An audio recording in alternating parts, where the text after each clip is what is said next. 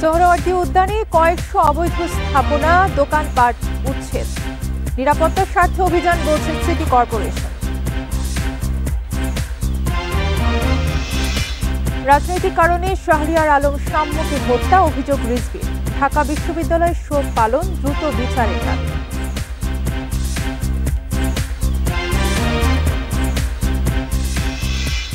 দাবি আদায় না হওয়া পর্যন্ত অবরোধ থেকে সরবেন না জগন্নাথের শিক্ষার্থীরা। বিশ্ববিদ্যালয়ে অচলাবস্থা, যানজটে ভোগান্তি।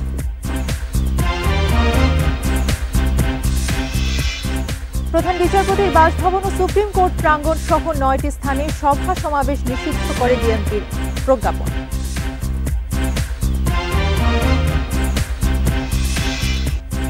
এবং দুই উপদেষ্টা সাবেক এপিএস-পিও ও এনসিপির সাবেক নেতা তানভীরকে দুদকে তলব, কমিশন বাণিজ্য সহ দুর্নীতির অভিযোগ।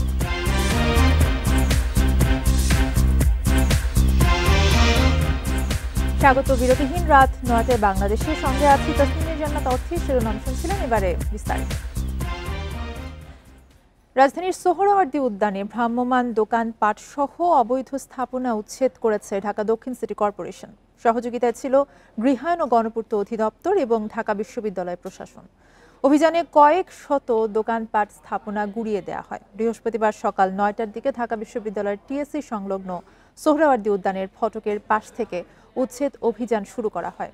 ঢাকা দক্ষিণ সিটি কর্পোরেশনের নির্বাহী ম্যাজিস্ট্রেট মোহাম্মদ আমিনুল ইসলামের নেতৃত্বে এই অভিযান চালানো হয়। এ সময় জানানো হয়, ঐতিহাসিক এই উদ্যানের নিরাপত্তার স্বার্থে সকল অবৈধ স্থাপনা উচ্ছেদ করা হয়েছে। উল্লেখ্য, গত মঙ্গলবার রাতে ঢাকা বিশ্ববিদ্যালয়ের শিক্ষার্থী শাহরিয়ার আলম সাম্য হত্যার ঘটনার পর সোহরাওয়ার্দী উদ্যানের নিরাপত্তা নিয়ে বিভিন্ন মহল থেকে প্রশ্ন ওঠে।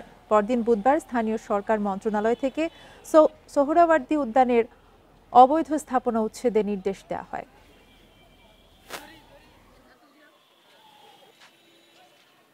আইসা আমাদের দোকানপাট সব ভেঙে দিছে, চেয়ার ভাঙছে, গাড়ি ভাঙছে।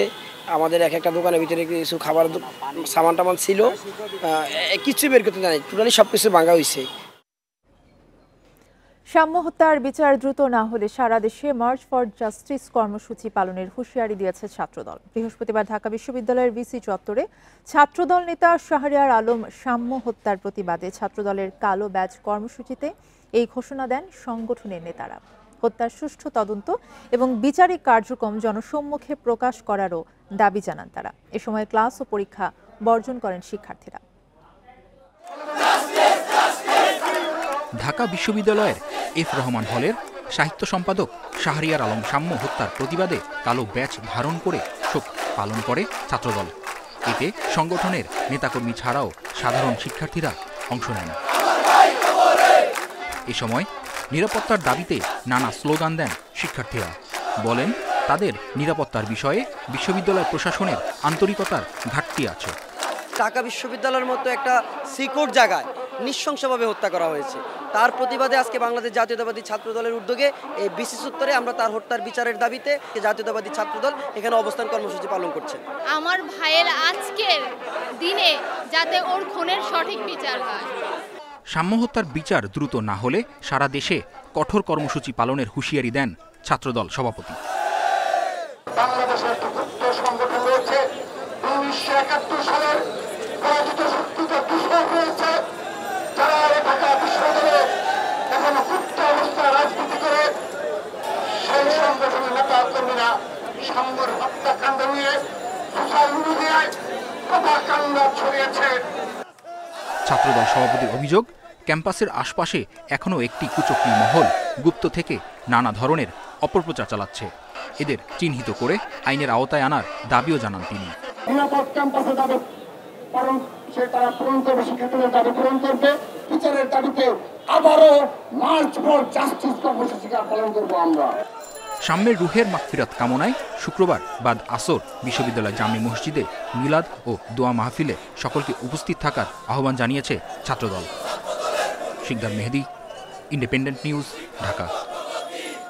ঢাকা বিশ্ববিদ্যালয়ের ছাত্র শাহরিয়ার আলম সাম্য হত্যার রাজনৈতিক কারণে হয়েছে বলে অভিযোগ করেছেন বিএনপির সিনিয়র যুগ্ম মহাসচিব রুহুল কবির রিজভী। জাতীয় প্রেস ক্লাবের সামনে উত্তরাঞ্চল ছাত্র ফোরাম আয়োজিত মানববন্ধনে অভিযোগ করেন তিনি। এছাড়া সরকার কোনো বিশেষ দল বা আদর্শকে প্রতিষ্ঠিত করতে চাইলে জনগণ তা মেনে নেবে না বলে জানান রিজভী। তিনি বলেন, যারা মুক্তিযুদ্ধ বাংলাদেশের পতাকার পক্ষে কথা বলছে তাদেরই হত্যা করা হচ্ছে। ফ্যাসিবাদ মুক্ত ক্যাম্পাসগুলো যেখানে মুক্ত সুন্দর হবার কথা, সেখানে এখন হত্যাকাণ্ড চলছে। জগন্নাথ বিশ্ববিদ্যালয়ের ছাত্রদের আন্দোলন অগ্রাহ্য করে সরকারের দ্বৈত নীতি অবলম্বন করছেন বলেও সমালোচনা করেন তিনি। অনেক বিশ্ববিদ্যালয়ে বর্তমান অন্তর্বর্তীকালীন সরকার এই ধরনের যারা দেশের পক্ষে, যারা আগ্রাসনের বিরুদ্ধে, যারা দেশের স্বাধীনতার পক্ষে, যারা জাতীয় সঙ্গীতের পক্ষে, যারা জাতীয় পতাকার পক্ষে, তাদের জীবন চলে যায়। আমি এই জন্যই বলেছি যে নিশ্চয়ই এর পেছনে কোন রাজনৈতিক কারণ আছে। আবাসন সহ 3 দফা দাবিতে দ্বিতীয় দিনের মতো রাজধানীর কাকরাইল মোড় অবরোধ করে রেখেছেন জগন্নাথ বিশ্ববিদ্যালয়ের শিক্ষার্থীরা। বলছেন, দাবি আদায় না হওয়া পর্যন্ত অবরোধ থেকে সরবেন না তারা। অবরোধের ফলে যানজট দেখা দিয়েছে আশপাশের সড়কে। অল্প দূরত্বে যেতেও সময় লাগছে 1 ঘন্টারও বেশি। স্লোগানে মুখর কাকরাইল মোড়। আবাসন বৃত্তি, পূর্ণাঙ্গ বাজেট কাঠামোর অনুমোদন ও বিশ্ববিদ্যালয়ের দ্বিতীয় ক্যাম্পাস প্রকল্পের কাজ বাস্তবায়নের দাবিতে অনড় শিক্ষার্থীরা। বুধবার আন্দোলনে পুলিশের হামলার প্রতিবাদ জানিয়ে শিক্ষার্থীরা বলছেন, আর কোনো আশ্বাস নয়, দাবি বাস্তবায়ন হলেই ঘরে ফিরবেন তারা। অন্তর্বর্তীকালীন সরকার আসলে শিক্ষার্থীদের রক্তের উপর দাঁড়িয়ে আসলে রয়েছে। এই যে সরকারের কাছে শিক্ষার্থীদের আন্দোলন আসা এবং তারা আসলে এই যে তাদের দ্বারা, তাদের পুলিশ দ্বারা আসলে লাঞ্ছিত হওয়া, এটি আসলে ন্যাক্কারজনক। হলের দাবি এবং যে নতুন ক্যাম্পাস, এইগুলো দাবি না মানা হয় ততক্ষণ পর্যন্ত আমরা এখানে অবস্থান কর্মসূচি পালন করব। আমাদের যে দাবিগুলো আছে, দাবি দাওয়াগুলো আছে, আদায় না হওয়া পর্যন্ত আমরা অবশ্যই আন্দোলন চালিয়ে যাব। শিক্ষার্থীদের এমন আন্দোলনে কাকরাইল থেকে মৎস্য ভবন পর্যন্ত দুই পাশের সড়কেই যান চলাচল বন্ধ, যার প্রভাব পড়েছে আশপাশের এলাকায়। তেজগাঁও 7 রাস্তা থেকে এই পর্যন্ত এসে 1 ঘন্টা লাগে। গুলশান 2 থেকে আসলাম, 1 ঘন্টার উপর সময় লাগছে। শিক্ষার্থীরা বলছেন, সরকার আন্তরিক হলেই এই ভোগান্তি কেটে যাবে দ্রুত। জনভোগান্তি তৈরি করা তাদের উদ্দেশ্য নয়। আশা করব যে আমাদের যে দাবিগুলো যেহেতু যৌক্তিক, সেক্ষেত্রে সাময়িক অসুবিধার সৃষ্টি হলে জনগণ আমাদের পাশে থাকবে, আমাদেরকে সমর্থন করবে। এত আমাদের সংকট হয়ে গেছে যে আমরা ওখানে টিকতে পারতেছি না। ওই কারণে আমরা মনে করেন বাধ্য হয়েছি যে রাস্তা ব্লক করতে। এখন এই কারণে মনে করেন জনভোগান্তি তো হচ্ছে। আওয়ামী লীগ সরকার পতনের পর আবাসন সহ 3 দফা দাবিতে বেশ কয়েকবার আন্দোলন করেছেন জগন্নাথের শিক্ষার্থীরা। দাবি আদায়ে সচিবালয় ঘেরার মতো কর্মসূচিও পালন করেন তারা। বনিবনে কামাল, ইন্ডিপেন্ডেন্ট নিউজ, ঢাকা। এ বিষয়ে আরো জানাতে রাজধানীর কাকরাইল থেকে আমাদের সাথে যুক্ত আছেন সহকর্মী সাজ্জাদ হোসেন। সাজ্জাদ, 3 দফা দাবি নিয়ে দ্বিতীয় দিনের মতো কিন্তু জবি শিক্ষার্থীরা অবস্থান কর্মসূচি পালন করছেন। কি পরিস্থিতি সেখানে এবং যানজট পরিস্থিতি কেমন দেখছেন? ঠিক আগের ঘন্টায় আমি যেমনটি জানাচ্ছিলাম, গতকাল যে জগন্নাথের শিক্ষার্থীরা তাদের 3 দফা দাবি নিয়ে লং মার্চ করে প্রধান উপদেষ্টার বাসভবন যমুনার উদ্দেশ্যে রওনা হয়েছিল। গতকাল ঠিক দুপুর 2টা থেকে কিন্তু এখন পর্যন্ত প্রায় 30 ঘন্টা তারা রাজপথে অবস্থান করছে এবং একটি দৃঢ় মনোবল নিয়েই তারা কিন্তু রাজপথে অবস্থান করছে। তারা মোটামুটি নিশ্চিত যে তারা রাজপথ ছাড়বে না যতক্ষণ না পর্যন্ত তাদের দাবিগুলো আদায় হবে। আমি যদি একটু জনদুর্ভোগের কথা বলি, রাজধানীর কাকরাইল মোড় কিন্তু একটি অত্যন্ত গুরুত্বপূর্ণ মোড়, যেখানে আসলে 3 থেকে 4টে রাস্তার সংযোগস্থল। এর পাশেই কিন্তু প্রধান বিচারপতির বাসভবন, এদিকে কাকরাইল মসজিদ, রমনা পার্ক সহ গুরুত্বপূর্ণ স্থাপনাগুলো কিন্তু এখানে। দক্ষিণ দিক থেকে মৎস্য ভবন থেকে শুরু করে এদিকে প্রধান বিচারপতি বাসভবন এবং কাকরাইল মোড়ের মসজিদ পর্যন্ত পুরো এলাকাটা কিন্তু এখন এখানে বন্ধ অবস্থায় আছে, মানে কোনো রকমের যান চলাচল করছে না এই এলাকা দিয়ে। এতে কিন্তু খুব জনদুর্ভোগের সৃষ্টি হয়েছে, বিশেষ করে অফিস শেষে বাসায় ফিরতে, যেহেতু আজকে বৃহস্পতিবার সপ্তাহের শেষ দিন, অনেকেই অনেক যানজটে পড়েছেন এবং জনভোগান্তি কিন্তু হয়েছে। আমরা এই বিষয়ে কয়েকজন শিক্ষার্থীর সাথে কথা বলেছি যে জনদুর্ভোগ নিয়ে। তারা বলেছেন তাদের এই দাবিটি যেহেতু একটি যৌক্তিক দাবি, তাই সাময়িক জনদুর্ভোগ হলেও তারা কিন্তু এটা বিশ্বাস করছেন যে জনগণ তাদের সাথে থাকবে।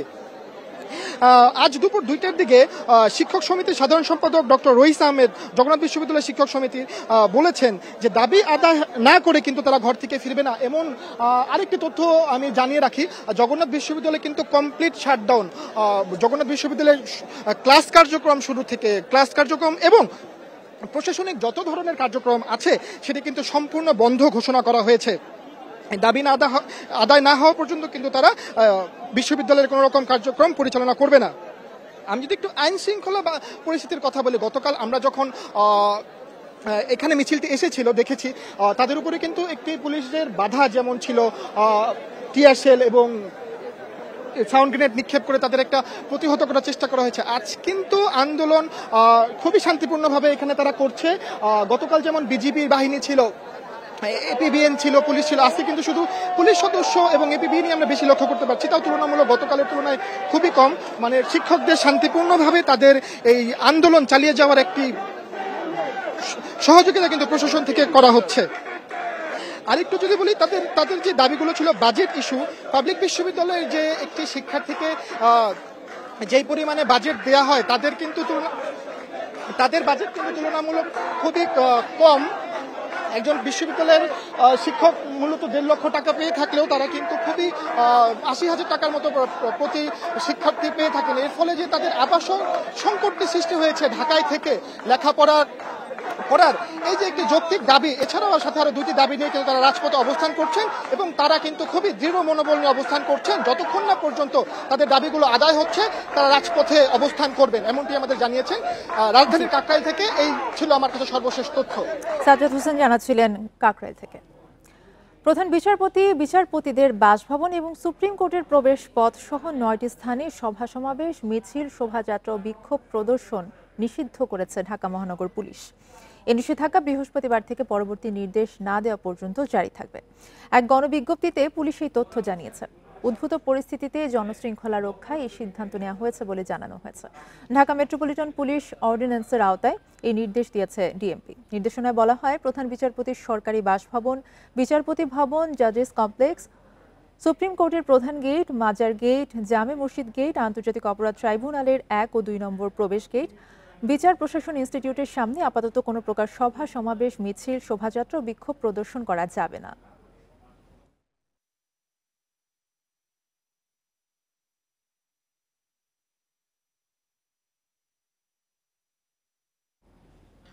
তথ্য উপদেষ্টা মাহফুজ আলমকে পানির বোতল নিক্ষেপের ঘটনায় নিন্দা এবং প্রতিবাদ জানিয়েছে বৈষম্য বিরোধী কর্মচারী ঐক্য ফোরাম। এক বিবৃতিতে আজ এই নিন্দা জানায় সংগঠনটি। বিবৃতিতে বলা হয়, জগন্নাথ বিশ্ববিদ্যালয়ের আন্দোলনরত শিক্ষার্থীদের সঙ্গে আলোচনা করার সময় কোনো এক দুর্বৃত্ত তার মাথায় পানির বোতল ছুঁড়ে মারে, যা মাথায় লেগে সামান্য আহত হন তথ্য উপদেষ্টা মাহফুজ আলম।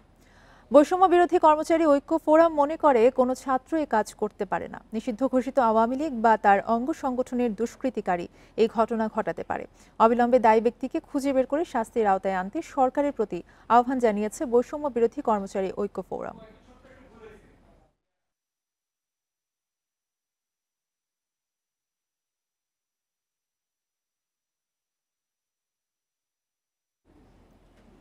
দুর্নীতি ও অনিয়মের অভিযোগে 2 উপদেষ্টার সাবেক এপিএস পিও এবং এনসিপির সাবেক নেতা গাজী সালাউদ্দিন তানভীরকে তলব করেছে দুদক। আগামী 20, 21 ও 22 মে দুদকের মুখোমুখি হতে যাচ্ছে তাদের। এদিকে ঋণের নামে 400 কোটি টাকা আত্মসাতের অভিযোগে ন্যাশনাল ব্যাংকের পরিচালনা পর্ষদ এবং সাদ মুসা গ্রুপের বিরুদ্ধে মামলা করেছে দুদক।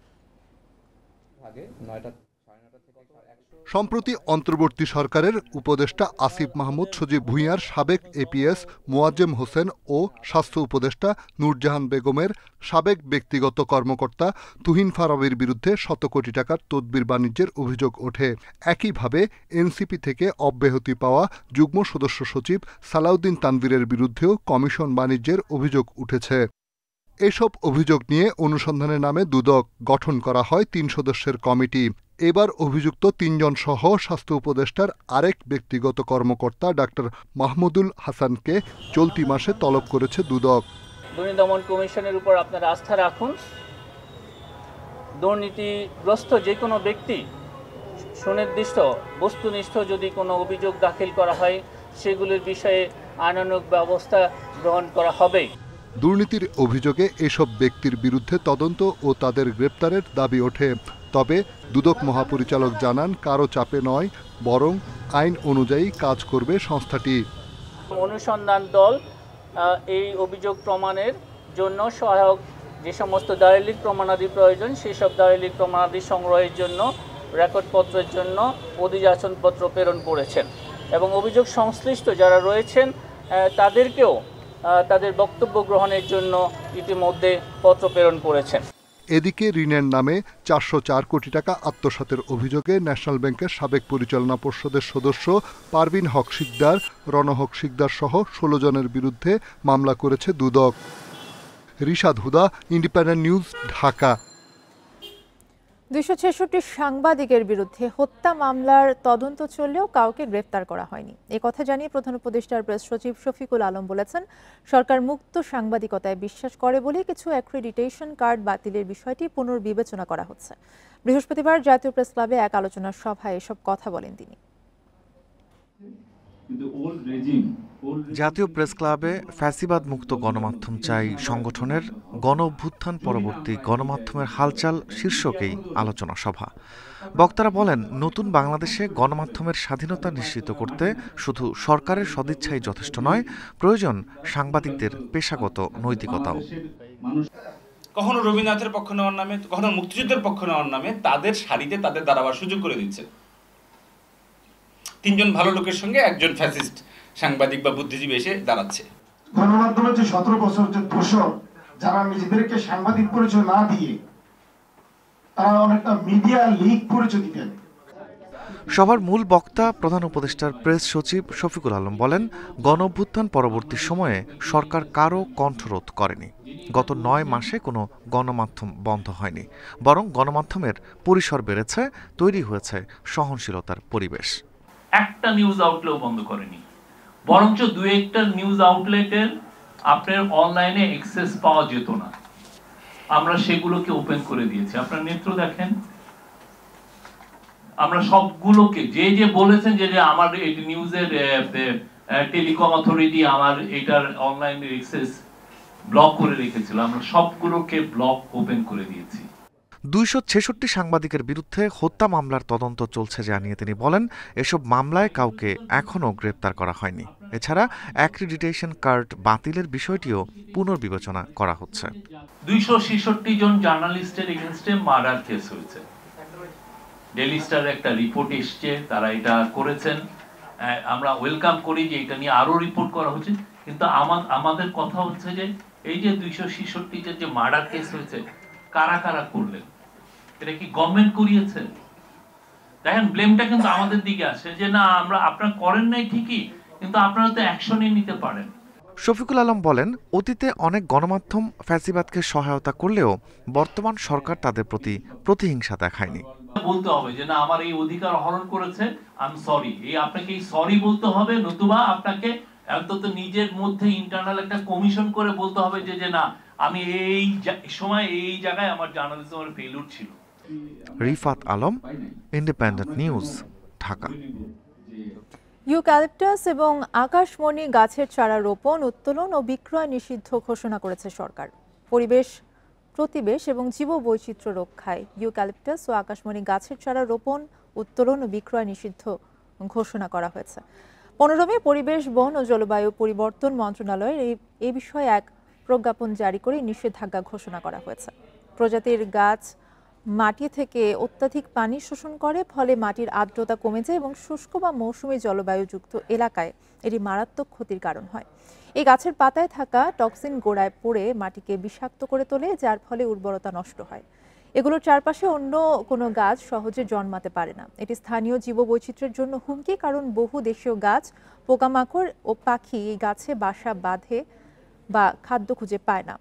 সরকারি নির্দেশনা অনুযায়ী জাতীয় আন্তর্জাতিক অঙ্গীকার পূরণে সরকারি বেসরকারি সংস্থা ও ব্যক্তি পর্যায়ে বৃক্ষরোপণ কর্মসূচিতে এখন থেকে আগ্রাসী প্রজাতির গাছের চারা রোপণের পরিবর্তে দেশীয় প্রজাতির ফলজ, বনজ এবং ঔষধি গাছের চারা রোপণ করে বনায়ন করতে হবে। তাই পরিবেশ সুরক্ষা এবং প্রাণবৈচিত্র্যের রক্ষায় সকল সংস্থা ও নাগরিককে দেশি প্রজাতির বৃক্ষরোপণে উদ্বুদ্ধ হওয়ার আহ্বান জানানো হয়েছে।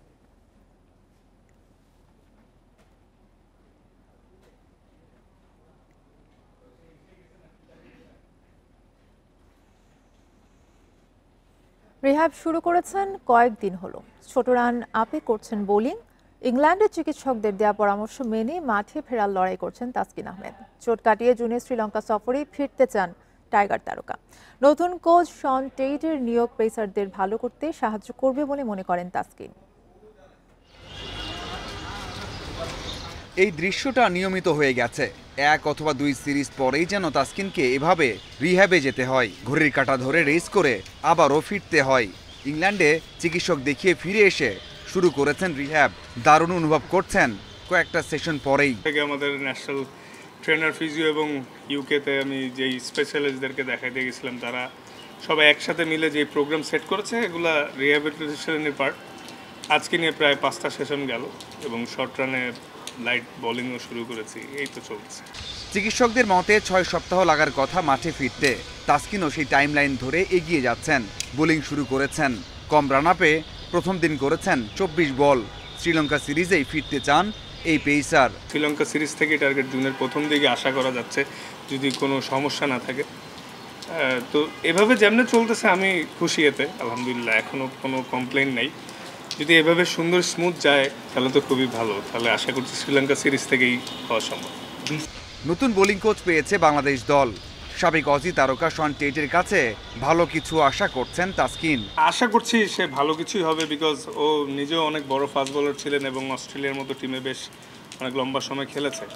আর প্লাস একটা সবচেয়ে বড় গুড সাইন যে সামনে যেহেতু টি-20 ফরম্যাটের অনেক খেলা আসতেছে, ও রিসেন্ট টি-20 ইরাতেও খেলেছে, বড় বড় ইভেন্ট খেলেছে। তো ওর আইডিয়া হবে। আশা করছি ওর এক্সপিরিয়েন্স আমাদেরকে হেল্প করবে। আসলে গোড়ালির চোট ভোগাচ্ছে দীর্ঘদিন, সার্জারি করতে হবে না আপাতত। অভিজ্ঞতা কাজে লাগিয়ে ওয়ার্কলোড ম্যানেজ করে খেলা চালিয়ে যেতে চান তাসকিন।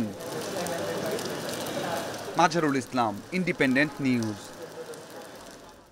আজ শুরু হয়েছে 38তম জাতীয় 15 রেড স্নুকার চ্যাম্পিয়নশিপ। চলবে 31 মে পর্যন্ত। এবার 30টির বেশি ক্লাব থেকে রেকর্ড 206 খেলোয়াড় অংশ নিচ্ছেন। এবারই প্রথম খেলবেন একজন নারী প্রতিযোগী। রাজধানীর অভিজাত উত্তরা ক্লাব লিমিটেডে হবে এবারের আসর। পৃষ্ঠপোষকতা করছেন উত্তরা ক্লাবের সদস্য এবং দেশের প্রাচীনতম জাতীয় দৈনিক সংবাদের প্রকাশক ও সম্পাদক আলতামাশ কবির। দুপুরে উত্তরা ক্লাবের ঢাকা ব্যাংক লাউঞ্জে প্রতিযোগিতার উদ্বোধন করা হয়। উপস্থিত ছিলেন বাংলাদেশ বিলিয়ার্ডস অ্যান্ড স্নুকার ফেডারেশনের সভাপতি ব্রিগেডিয়ার জেনারেল সরকার মোহাম্মদ শামসুদ্দিন, সাধারণ সম্পাদক রিয়াসাত করিম। প্রতিযোগিতার চ্যাম্পিয়ন পাবেন 1 লাখ টাকা পুরস্কার।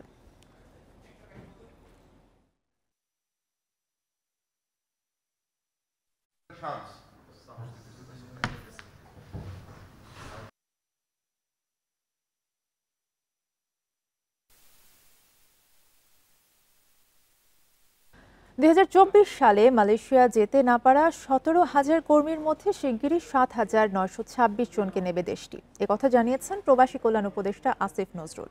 আগামী কয়েক মাসে 1.5 লাখের মতো বিদেশি শ্রমিক নেবে মালয়েশিয়া। সেখানে বাংলাদেশিদের বেশি সুযোগ দেওয়ার অনুরোধ করেছে সরকার। এছাড়া অবৈধ হয়ে যাওয়া কর্মীদের বৈধতা দেয়া নিয়েও আলোচনা হয়েছে। 1 বছরের বেশি সময় মালয়েশিয়ায় শ্রমবাজার বন্ধ। এটি ফের চালু নিয়ে আলোচনা করতে গত মঙ্গলবার মালয়েশিয়ায় যায় প্রবাসী কল্যাণ উপদেষ্টার নেতৃত্বে 3 সদস্যের দল। বৃহস্পতিবার মালয়েশিয়ার স্বরাষ্ট্র, মানব সম্পদ ও বাণিজ্য মন্ত্রীর সঙ্গে বৈঠক করেন উপদেষ্টা আসিফ নজরুল। পরে ফেসবুকে এক ভিডিওতে তিনি জানান, বাংলাদেশি কর্মীদের মাল্টিপল ভিসা দিতে দ্রুত পদক্ষেপের আশ্বাস দিয়েছে মালয়েশিয়া। এছাড়া 2024 সালে সিন্ডিকেট বাণিজ্যের কারণে যেতে না পারা প্রায় 8,000 কর্মীকে শিগগির নেয়ার কথাও জানিয়েছেন তারা। একটা নাম্বার ছিল 17,000-এর মতো।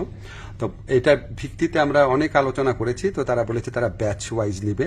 তো প্রথম ব্যাচ হিসাবে 7,926 জনের তালিকা ওনারা চূড়ান্ত করেছেন এবং এটা খুব অল্প সময়ের মধ্যে ওনাদেরকে মালয়েশিয়াতে কাজ করার সুযোগ দেওয়া যাবে। উপদেষ্টা জানান, আগামী কয়েক মাসে 1 থেকে 1.5 লাখ বিদেশি শ্রমিক নিতে পারে মালয়েশিয়া। এক্ষেত্রে বেশি সুযোগ দেওয়ার অনুরোধ জানিয়েছে বাংলাদেশ। এছাড়া অবৈধ হয়ে যাওয়া কর্মীদের বৈধতার বিষয় নিয়েও আলোচনা হয়েছে। আগামী কয়েক মাসে মালয়েশিয়া 1 থেকে 1.5 লক্ষ বিদেশি শ্রমিক নিতে পারে। তো আমাদেরকে মালয়েশিয়ার যে ইন্টেরিয়র হিউম্যান রিসোর্স মিনিস্টার আছে, উনি আশ্বস্ত করেছেন লোক দেওয়ার ক্ষেত্রে বাংলাদেশকে সর্বোচ্চ অগ্রাধিকার দেওয়া হবে। কর্মী পাঠাতে 2 দেশের সমঝোতা অনুসারে এজেন্সি বাছাইয়ের দায়িত্ব মালয়েশিয়া সরকারের। এই সমঝোতা স্মারক কিছুটা সংশোধনের প্রস্তাব দেবে বাংলাদেশ। 21 মে ঢাকায় যৌথ ওয়ার্কিং কমিটির বৈঠকে সেটি চূড়ান্ত হওয়ার আশা।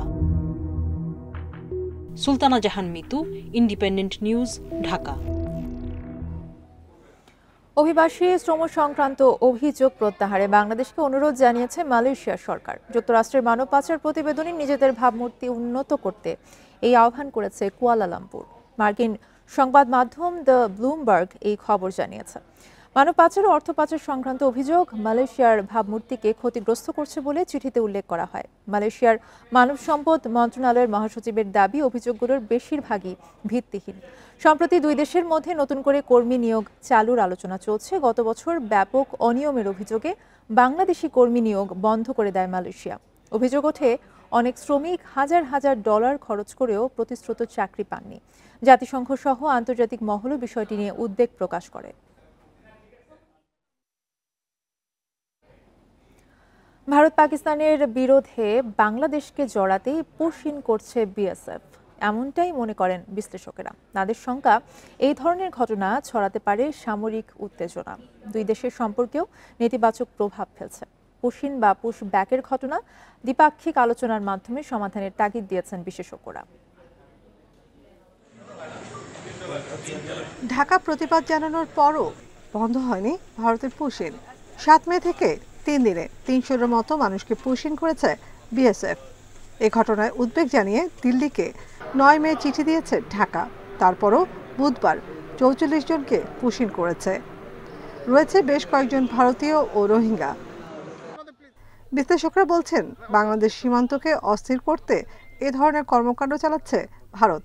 মানবিক একটা দুর্বিপাক সৃষ্টি করার অপচেষ্টা। আরেকটা হচ্ছে ভূ রাজনীতির, যেখানে একটা ভূ রাজনীতিতে এই ধরনের অবস্থান সৃষ্টি করে বা এই ধরনের সমস্যা সৃষ্টি করে বাংলাদেশকেও ভারত পাকিস্তানের যে উত্তেজনা, যে যুদ্ধ, সেখানে ড্র্যাগিং করার, সেখানে টেনে নেওয়ার একটা অপপ্রয়াস বলেও আমি মনে করি।